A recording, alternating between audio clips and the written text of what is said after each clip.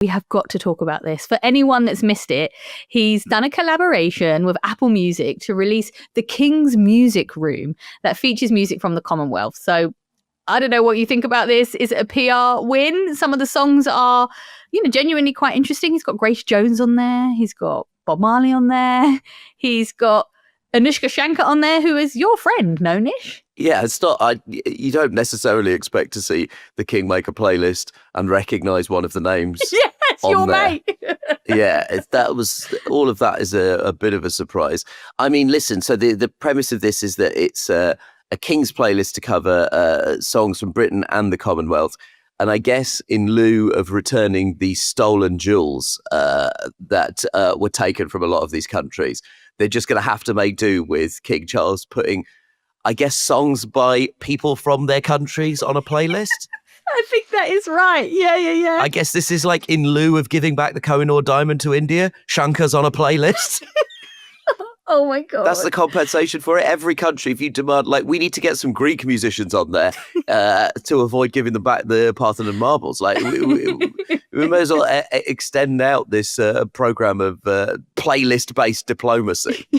I feel like we could do a better job.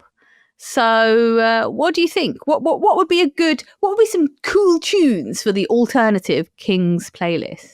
Well, obviously, God Save the Queen by the Sex Pistols surely is in there. Mm-hmm. I mean, maybe the national anthem by Radiohead is an alternative national anthem. Okay. Vossi Bop by Stormzy, just because it would be funny for the King to include in his playlist a song that features the line "Fuck the government and fuck Boris." Surely you were going to put forward some Bob Dylan. I mean, I'm surprised at you. I'm always putting forward Bob Dylan, Coco. I'm always putting forward Bob Dylan. I'm going to Tulsa next week to do a tour show, and that is only the secondary reason for me to go there. And the primary reason is for me to visit the Bob Dylan Centre, which is the largest collection of Bob Dylan's papers in the entire world.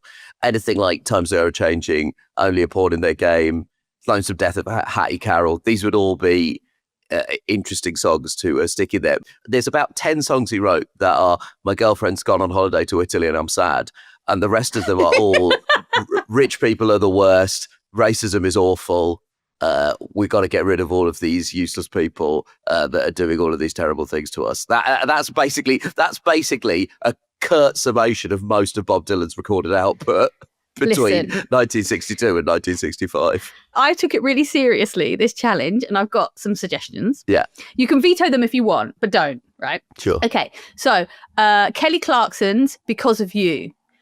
That song, incidentally, is about a child who will not make the same mistakes as their parents. So, what do you think? He's trying to be. He lived in the Queen's shadow, right? Yeah, that would be good. That would be a positive song for him to sing, I think. Okay. Destiny's Child's Bills, Bills, Bills, because the chorus is like, can you pay my bills? Can you pay my telephone bills? Which is basically his message to the public. I mean, we pay for everything. Thumbs up, yeah, thumbs I like down. that. I like that. Definitely thumbs up. Yeah.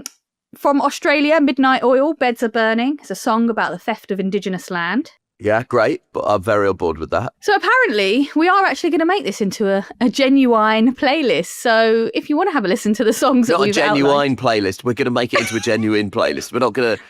Riding My Pony, King Charles. Yeah. Pod Save the UK is not going to put out our bespoke, genuine playlist. Oh my God, that would be so good if it was just... Riding My Pony is excellent for a King Charles playlist. He's a horsey guy, no?